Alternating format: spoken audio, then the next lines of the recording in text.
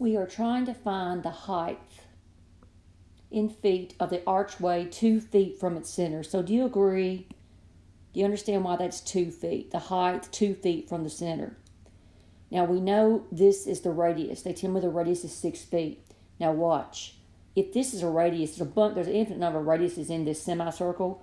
Isn't this also a radius? Because you're going from the center of the semicircle out to the edge. So that's also 6.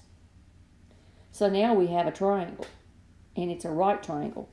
So we can use a squared plus b squared equals c squared, where a and b are the legs.